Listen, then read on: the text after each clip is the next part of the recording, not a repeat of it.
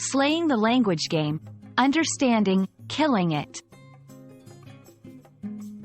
Hello, language enthusiasts. Today we're diving into a popular English phrase that's sure to add some flair to your conversations: killing it. Stick around as we break down what it means, how to use it, and some examples to help you master this expression. Killing it is an idiomatic expression used to describe someone doing something exceptionally well. It's a way to say that someone is performing at the top of their game, succeeding in a particularly impressive way. Despite the word killing having a negative connotation, in this context, it's all positive.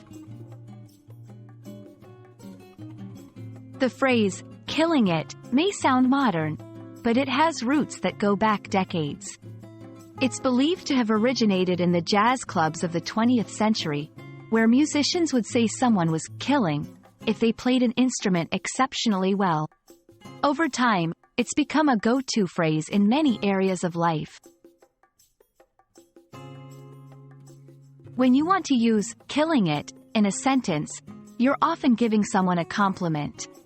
For example, after the presentation, I told her she was killing it with her public speaking skills. He's killing it at the gym lately. Have you seen how much progress he's made? It's important to know that killing it is very casual and typically used in informal situations. You might hear it often in work environments, especially in creative or sales industries, or among friends discussing someone's success or talent. The phrase has a few variations, like crushing it or nailing it, which all carry the same positive message of doing something extremely well. You can use these interchangeably depending on the context and your personal preference.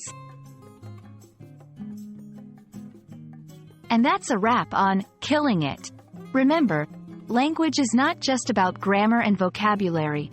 It's also about the expressions that bring color to our conversations. I hope you're feeling confident about using this phrase in your daily English. Keep practicing, and soon you'll be killing it in your English learning journey.